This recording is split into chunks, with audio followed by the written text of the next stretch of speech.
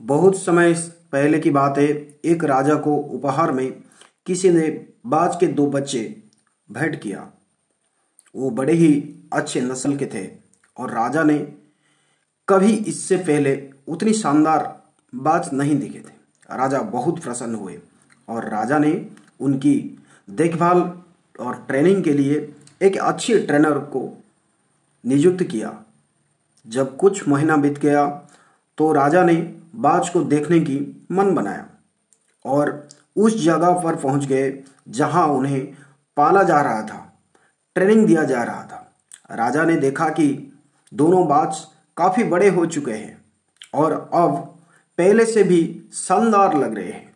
राजा ने बाजों को देखभाल कर रहे आदमी से कहा, मैं उनकी उड़ान देखना चाह रहा हूं, तुम उन्हें उड़ने को इशारा करो।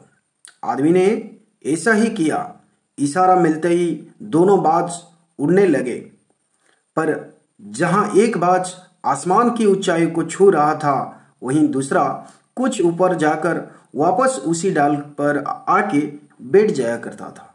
ये देखकर राजा को कुछ अजीब लगा।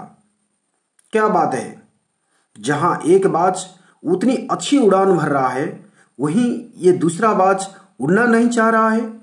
राजा ने सवाल किया ट्रेनर को, तो ट्रेनर बोला, जी हजूर, इस बाज के साथ शुरू से ही ऐसे समस्या है, वो इस डाल को छोड़ना ही नहीं चाहता है। राजा को दोनों बाज बहुत प्रिय थे और वो चाह रहे थे दोनों बाज उतनी शानदार उड़ान भरे और वो दूसरे बाज को उसी तरह उड़ना देखना चाह रहे थे। अगले दिन पूरे राज्य में राजा ने ऐलान कर दिया, जो व्यक्ति इस बाज को ऊंचा उड़ाने में सक्षम होगा उसे ढेर सारे इनाम दिया जाएगा। फिर क्या है, एक से बढ़कर एक विद्वान, एक से बढ़कर एक ट्रेनर उस बाज को उड़ाने को प्रयास किया, पर हफ्ते बीत गए, महीने बीत गए। उसकी बात बाज का वही हालत था, थोड़ा सा उड़ता था और वापस डाल पर आके बैठ जाता था। फिर एक दिन कुछ अनोखा हुआ। राजा ने देखा उसके दोनों बाज आसमान में उड़ रही है। उन्हें अपनी आंखों पर यकीन नहीं हुआ और उन्होंने तुरंत उस व्यक्ति को पता लगाने की कोशिश की जो ये कारनामा कर दिखाया है। वह व्यक्ति एक साधारण किसान था। अगले दिन वह दरबार में हाजिर हो गया। उसे इनाम में स्वर्ण मुद्राएं भेंट कर दिया गया।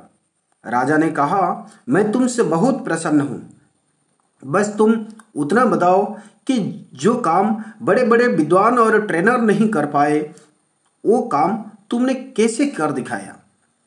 किसान बोला, मालिक, मैं तो एक छोटा सा साधारण सा किसान हूं, मैं ज्ञान की ज्यादा बात नहीं जानता हूं। मैंने तो बस वो डाल ही काट दी जिस पर उसे बैठने की आदि हो चुकी थी, और जब डाली ही नहीं रही तो वो बैठेगा कहाँ। तो वो भी अपने साथी के साथ उड़ने लगा।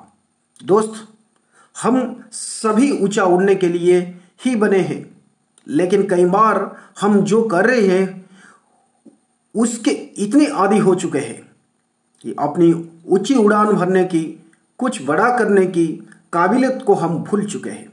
यदि आप भी सालों से किसी ऐसे ही काम में लगे हैं जहां आपको मालूम है या नहीं लगता कि वहां से आप अपने और परिवार के सपने पूरा कर सकते हैं, तो एक बार जरूर सोचिए कि कहीं आपको भी उस डाल को काटने की तो जरूरत नहीं है जिस पर आप बैठे हुए हो, क्योंकि फ्रेंड्स, हमें कुछ नया करना है।